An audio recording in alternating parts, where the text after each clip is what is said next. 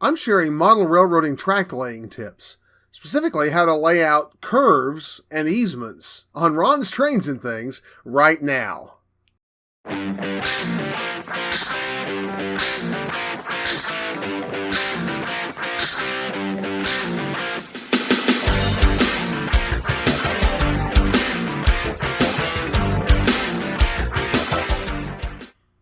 Hi, I'm Ron of Ron's Trains and Things, and if you'd like to see more videos about model railroading tips, tools, and techniques, then be sure and subscribe down below and hit that little bell icon so you can catch every episode.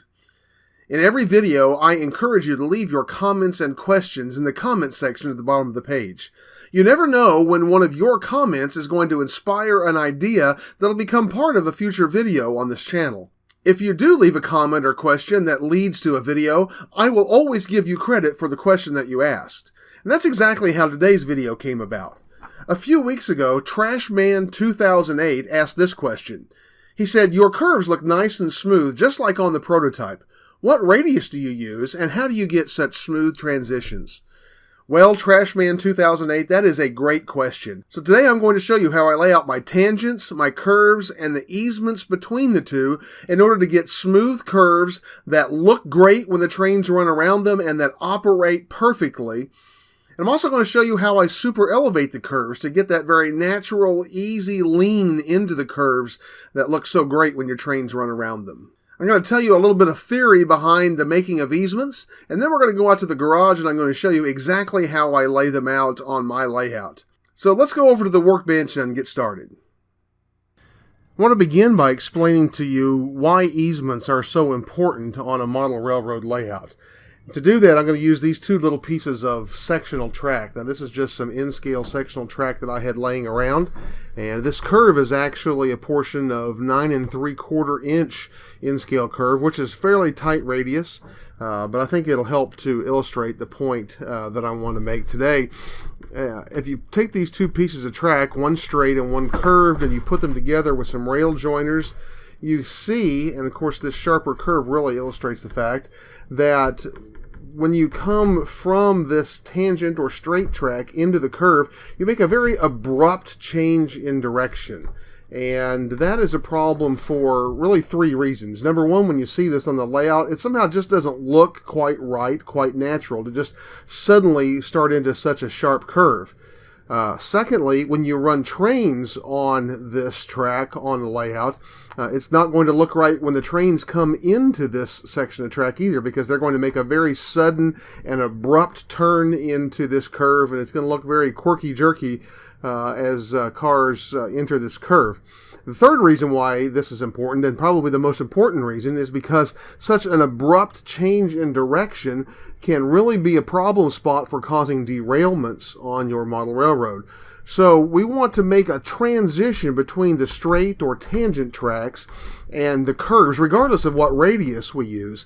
Well, we want to make a transition curve into that. So that's what an easement is. It is a transition curve between a straight or tangent track and a track of a certain radius, a chosen radius for your model railroad.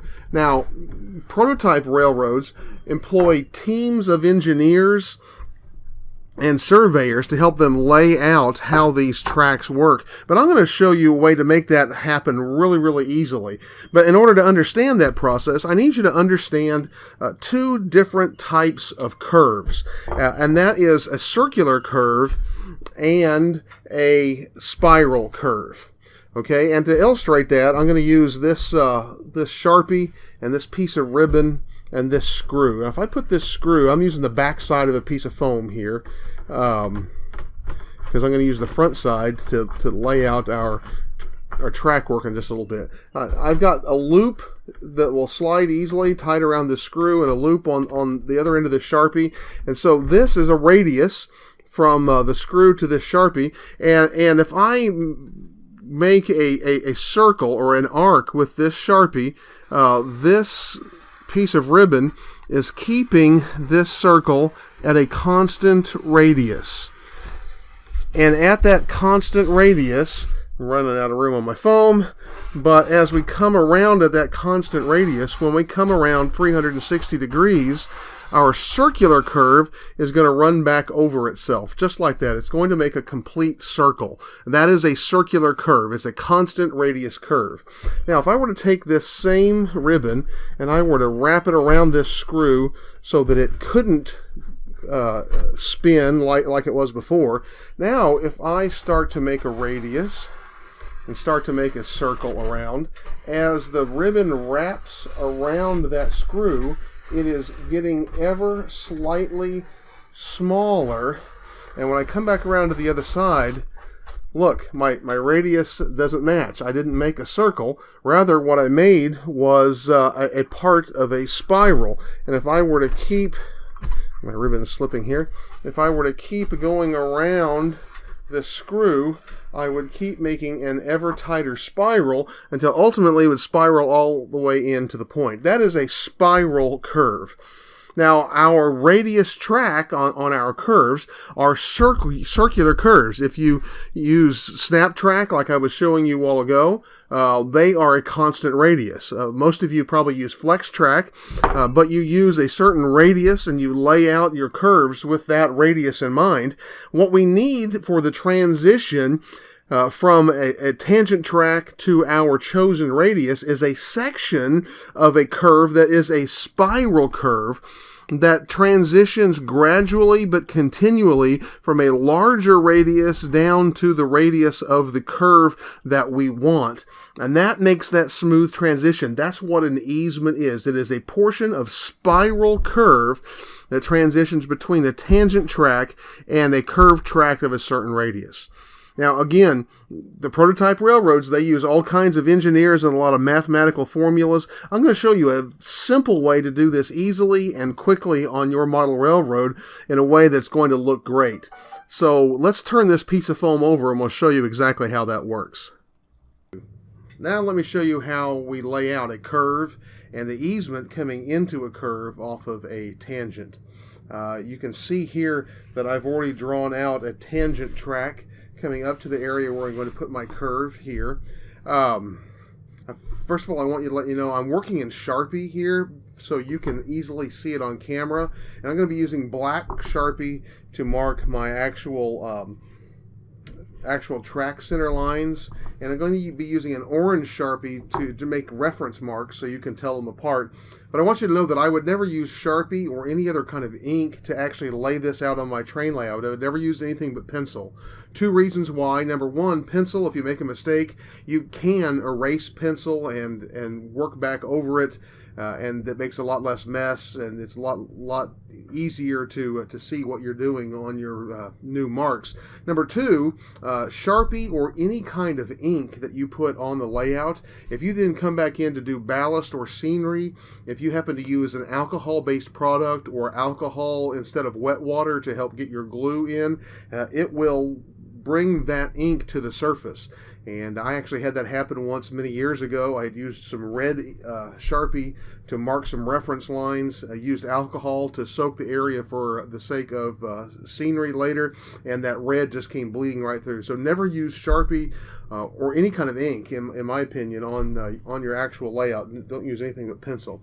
But I'm using Sharpie here just so you can see what I'm planning to do. All right, some of my tools here. Obviously, I need a good tape measure. Using a framer's square will be very helpful to you in this process. This is kind of a homemade compass that I have made. You can see here I have a pivot point in it and also holes where I can put a pencil through it to draw arcs at 16, 18, and 20 inches. 18 is my minimum radius on my main line of my layout, so we'll be working from the 18-inch today. And then I have this flexible stick. You need something that has some rigidity to it, but is flexible that you can bend, but not too easily. And this is going to help us to make and mark our easement, our spiral curve. This particular piece is actually a piece that I've ripped off of the edge of a 1x, and it is exactly 1/8 of an inch thick, and that actually just works perfectly for this. So to work in our curve, I've got a tangent track coming into an area that I want to make a curve. The next I need to know where the center point of the radius of my curve needs to be. Now for me, I like to keep my tracks Center line's 2 inches from the edge. So from the edge of my layout here, I want to come in 2 inches where I would want my track center to be from the edge of the layout. And then I have an 18-inch radius, so I'm going to measure a total of 20 inches down to where my track would be. And I'm going to use my orange Sharpie just to make a little mark at 20 inches. And then coming off of my tangent track, I know I would want my center, my pivot point of my radius to be in 18 inches from this tangent track. However, in order to make our easement, I need to offset this curve a little bit. That'll give me the opportunity to make that ever-changing radius of the spiral curve that's going to transition from the tangent into my actual curve. I'm going to give you a formula now that will give you a great rule of thumb for this.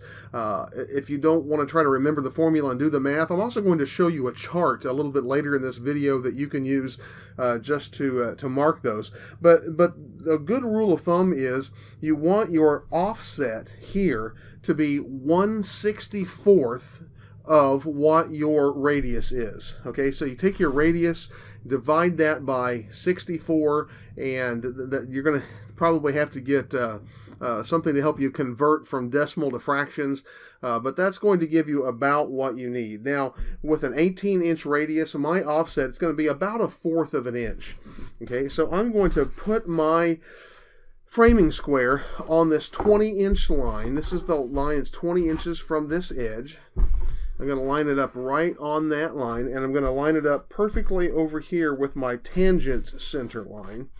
And if you've got a good framing square, you can just measure off 20 inches here, or 18 inches, and plus the 1/4 here, I should say. My framing square is pretty old and hard to read, so I'm just going to use my tape measure, and that will actually help you see what I'm doing also. I'll set my tape measure out here. And again, my radius is 18 inches plus my offset of 1/4 of an inch, and that's going to give me 18 1/4 inches, which is right here. Okay, so there's my mark. I'm the 18 1/4 that way, the 20-inch here, and the intersection of that little T is exactly where I want the pivot for my radius to be. So I'm going to pull my framing square off of here, and then I'm going to come in with my compass, and I've got this screw to serve as a pivot, so I'm going to push it through there, and I'm just going to kind of work it into the foam a little bit here, work it far enough that it will keep it in place. And then you can see right here is my 18-inch radius hole that I'm going to put my pin into, and it's about 1/4 of an inch off of my tangent line. And so I'm going to use my Sharpie in there, and I'm just going to make that arc. And I am just realizing that my Sharpie won't fit all the way through that, so I'm going to hold it on the back side and do the same thing.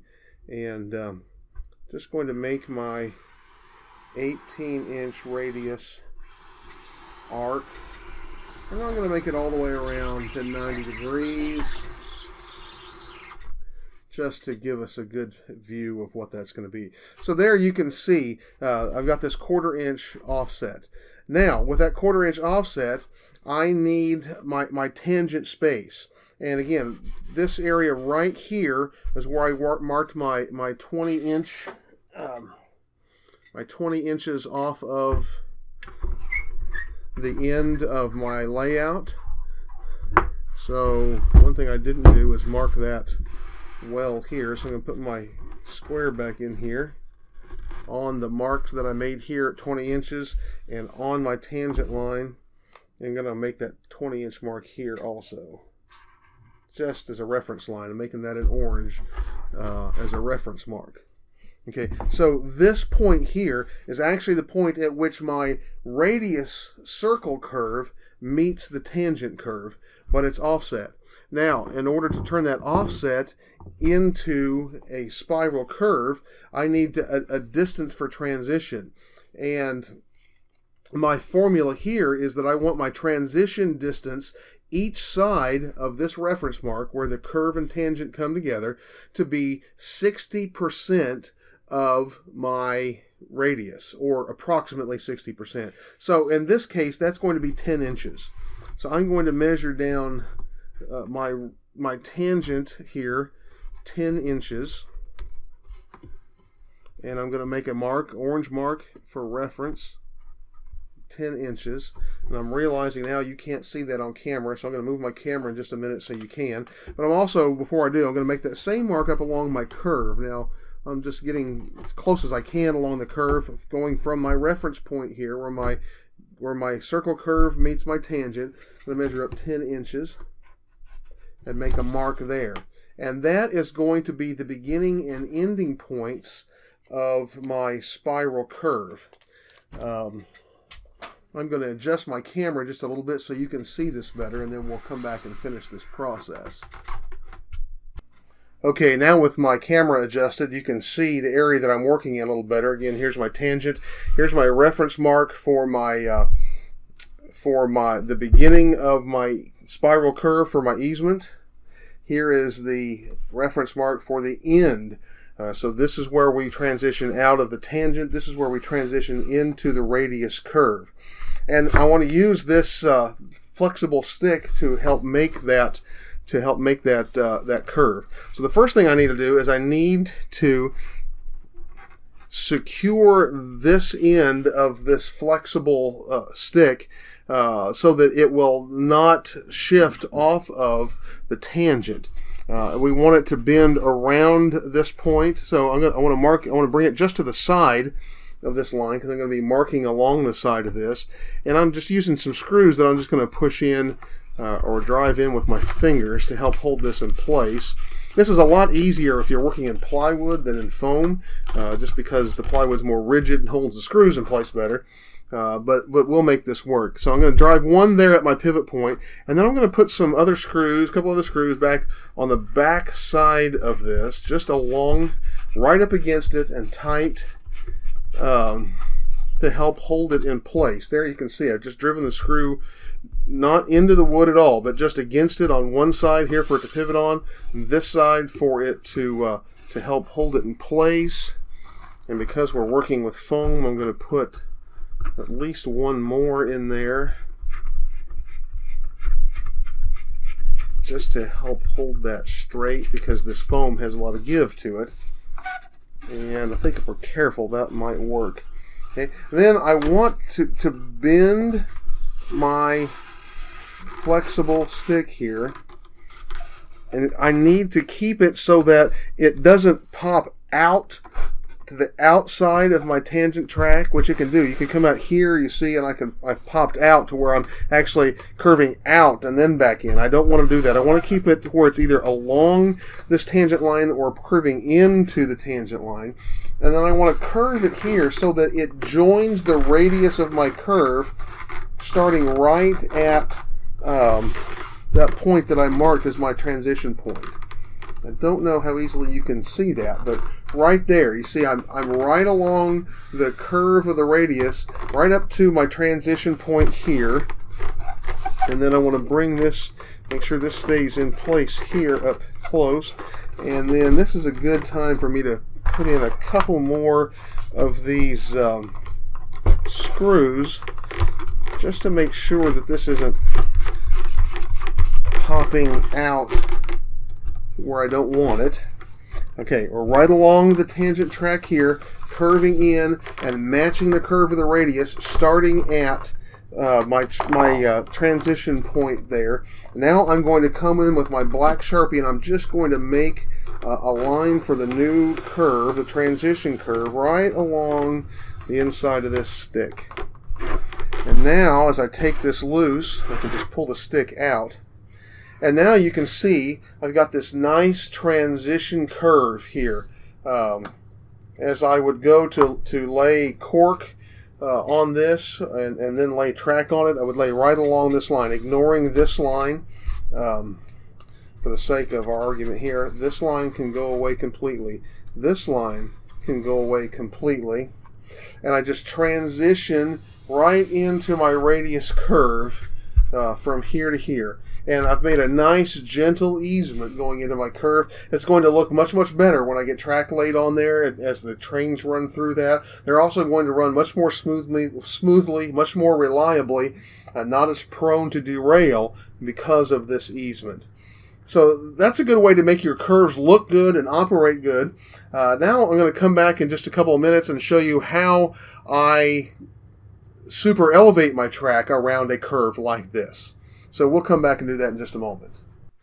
Now that we've laid out our easement, and I've come back and glued down some cork road bed and sanded the top of it smooth, now we're going to talk a little bit about super elevation for curves. Now, when I talk about super elevation, if you're not familiar with the term, super elevation is what we would refer to as banking on a highway. Whenever you go around a curve, the curve tilts inward or banks. You notice that especially if you are a race fan. Racetracks on the curves are seriously banked, and those banks help keep the cars on the track. Well, in the same way, on a railroad, super elevation refers to the raising of the outer rail slightly through a curve in order to help counteract the effects of centrifugal force that can actually derail train. This is especially important on modern-day equipment that has high centers of gravity and that runs at high speeds. So these forces are especially powerful on taller equipment like double-stacked intermodal cars, or triple rack auto racks, or high cube box cars, things with high centers of gravity as they go around a curve at high speeds. There's a lot of force placed outward on the tops of those cars. Super elevation helps use centripetal force to counteract the negative effects of centrifugal force as they go around a curve at high speeds.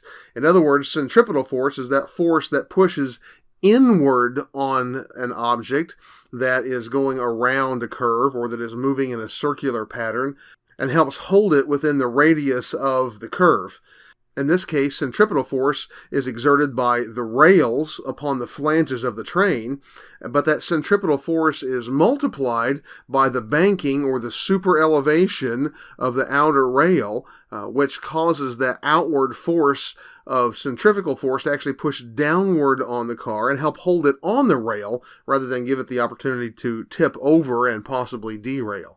Now, that's a lot of scientific explanation. For the real railroads, again, there are teams of engineers that do a lot of complex math to try to figure out exactly how much a curve should be super elevated based on the degree of that curve as well as the maximum velocity or maximum speed that trains will be traveling around that curve.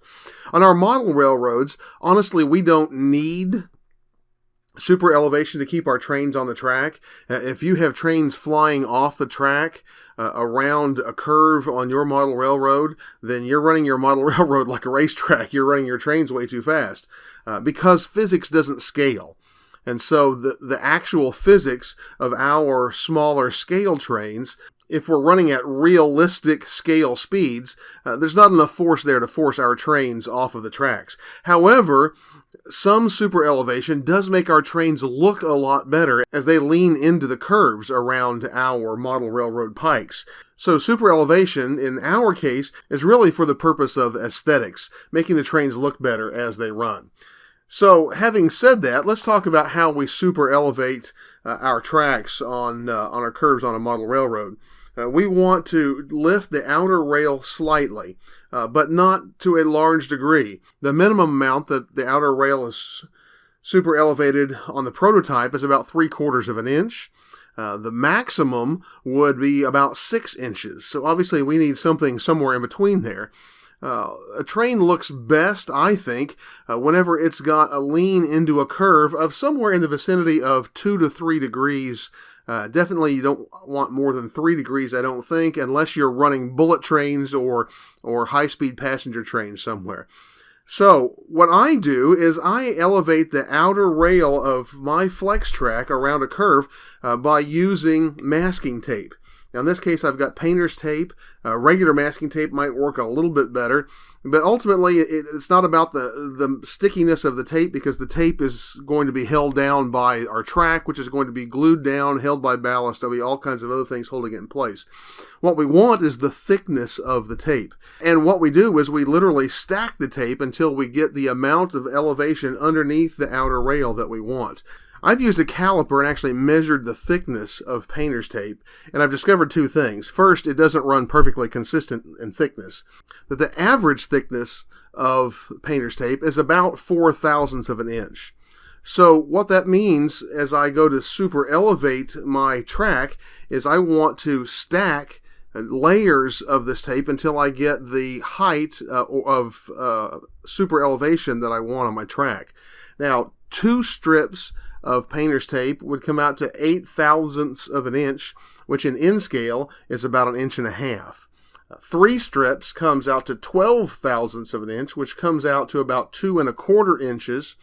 And 4 strips comes out to 0.16, which comes out to about 2.75 inches of lift on the rail, the outer rail of a curve. And so what I do is I usually use either 3 or 4 strips. On mainline curves, if it's an area where traffic is going to be moving along, at a good clip out in open country, then I'll tend to put 4 strips. Get a little bit more lean on those cars as they're going around a curve. In other cases, I will use 3. Now, what I do is I start my super elevation with a single layer right where the easement began at the end of the tangent. And for you in the view here, that's right at the edge of the camera here. Over on this side is where my tangent comes right into my curve. So I'm going to start laying tape there. And then I'm going to stack my tape up and add extra layers about every scale 50 feet, which in scale is about every 4 inches. And I'm going to want to have the full thickness. In this case, I'm going to be putting down 4 strips, so I want all 4 strips on. By the time I get to the point where my easement ends and my circular curve begins, which in my case is right about here, I'm going to mark this and pin just so you can see it as we do this. And so literally what I do is I've taken a piece of painter's tape here, put it on a piece of glass, used a straight edge, and cut it into approximately 3/16 or 1/4 inch wide strips. And so I'm going to take just a strip at a time. I'm going to start right where my easement comes off of the tangent, and I'm just going to begin laying this tape down. And I'm going to put it on the cork right where it would be underneath the outer ties of my track and underneath that outer rail. I don't want to get over too close to the center. I don't want to high center my track. I want to hold up the outside of my track. And so I'm just going to lay a strip down. Now, you want to do this right when you're ready to lay your track. If you do this too early, this tape will curl up. It just doesn't have that great of adhesion, especially on cork roadbed. But if you do this right when you're ready to lay your track, it'll work out fine. Where that one ended, I'm just going to pick up with the next one and just kind of curve the tape. It's narrow enough, cut it, like I said, this is about 3/16 of an inch wide. It's narrow enough that you can just curve it in with your track. And I would keep working then on around the curve. Then I'm going to come and I'm going to start with a second layer. And I would start about 50 feet from where the first one started. So that's about between 3.5 and 4 inches, so right about here. And I'm just going to put this piece, as you'll see, right on top of the first one. And layer them up here a little bit. There's my second piece. I may not have enough tape here cut, but I think we'll get the idea. Again, I'm not actually laying track here. I'm going to show you how this works, but this is just for demonstration purposes. All right. And I'm going to tear that off here. Since this is just a demonstration, if I was really laying this track, I would go on and keep working around. Okay, this is where my second piece started. I'm going to come up another 50 feet, or 3.5 inches or so. Start my third layer on top here.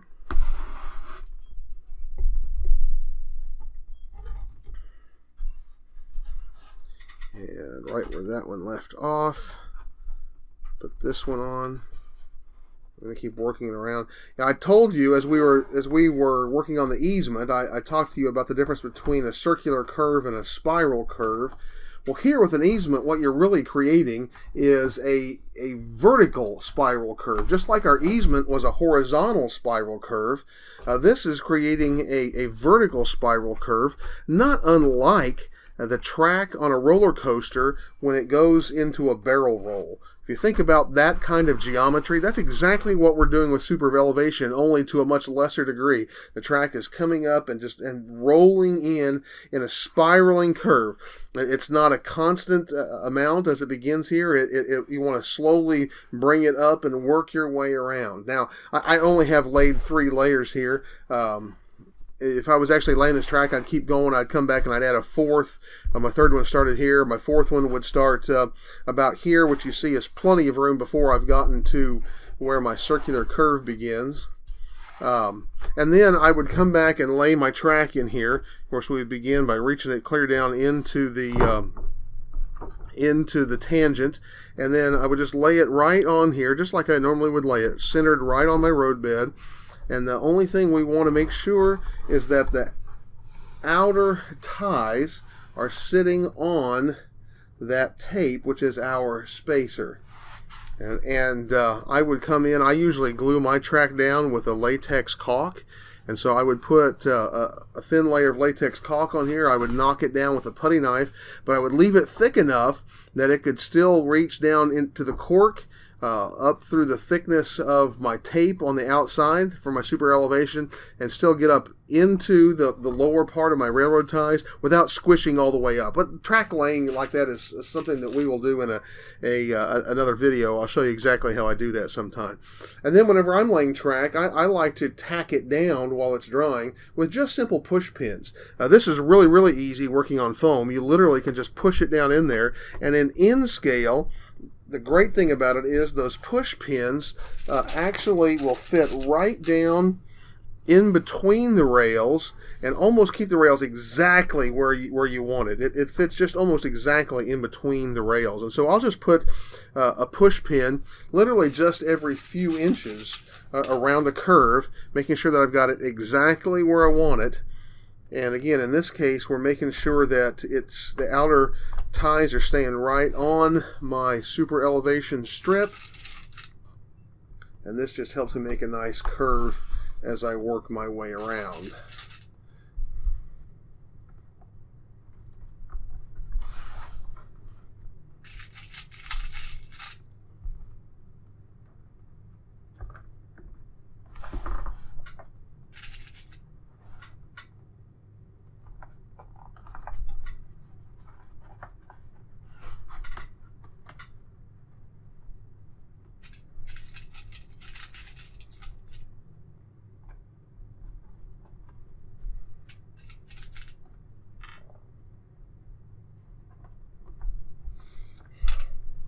And there we go. You see we've got our track laid in place. We've got a nice easement coming into a nice 18-inch radius curve. We've got a little super elevation coming into the curve so that our trains are going to lean into it a little bit. These push pins would hold it down in the glue so that it holds the lower rail down, and the upper rail sits up on the railroad, on the ties, on top of our super elevation spacer with our tape there. And now you've laid out a really, really nice curve that your trains will run great on and they will look great on. And again, I'll come back in another video and show you more details about the actual track laying and the roadbed laying. But I wanted to show you how this easement and super elevation thing works today. So I hope if you're getting ready to lay some track on your layout, you'll give this a try. I know you'll be really happy with how your trains run and how they look as they go around those curves. If you're interested in the science, geometry, and engineering of prototype railroad track, then there's a website you should really check out. It is the American Railway Engineering and Maintenance of Way Association, and this is their practical guide to railway engineering. And there are several chapters here you see listed in the table of contents. Chapter 6 is a chapter that I found particularly helpful in the information that it has about easements and superelevation on prototype railroad track. That was very helpful in helping me to figure out how to simulate those on a model railroad. So if this is a subject you're interested in, you'll want to check out this website, check out this guide, and I'll provide a link to it in the description down below. This is an easy way to add easements and superelevation to the curves on your model railroad layout in a way that will keep your trains running smoothly and looking great as they do. I hope you'll give these techniques a try, and if you do, be sure and leave me a comment at the bottom of this page and let me know how it goes. Before we close today, I want to expand on a couple of announcements I've been making over the past couple of weeks. As you regular watchers know, I'm approaching 1,000 subscribers on my channel, which is a very exciting moment for me. In celebration of reaching 1,000 subscribers, I am hosting a contest. Now, I'm not sharing all the details of that contest with you now, but I am going to tell you what the prize is going to be. The winner of this contest is going to receive this walking beam horse head oil pump from Walters in either HO or in scale. That's your choice. This particular oil pump is made to be an operating oil pump, but it comes without the gearbox that's sold separately. You'll have to supply that. This will be a nice addition to many layouts, so I hope you'll join my contest, and I wish you good luck. Now, I'm going to be making the announcement about the contest, the rules, and exactly how you can enter in a special video as soon as I reach 1,000 subscribers. Now, this contest, in celebration of 1,000 subscribers, naturally is for subscribers. You have to be subscribed to my channel to qualify to enter. Because of this, I'm not going to be publicizing that video on social media or on any model railroad forums. I'll simply be posting it to YouTube when the time comes. So if you want to be sure and know exactly when and how to enter the contest, you need to subscribe to my channel and be sure and click that little bell notification icon so that you'll get a notification as soon as I upload that video. The entries will only be open for a limited time, so you want to watch for that video as soon as it comes out, and you'll want to join the contest immediately. Second, I want to let you know that I have definitely decided to do a monthly live stream show starting in September. On a previous video, I asked that if you plan to participate in that live stream and would like to share a preference about the day and time that would be best for you, to do so in the comment section of that video. I want to give you another opportunity to do that in this video. If there is a day or time that works best for you, be sure and let me know, because I want to do that show at the time that will be best for the most of my subscribers. That live show will be available on video on my channel after the show is over, but obviously the video will be much more enjoyable if we have several participants in the live stream itself. So be sure and leave me that comment down in the comment section, and then be watching for announcements about exactly when that live stream is going to be held for the first time in the month of September in the videos that I upload over the next couple of weeks. Well, that's all I have for today on Ron's Trains and Things, but be sure and join me again next Tuesday for another great model building segment, and I look forward to seeing you then.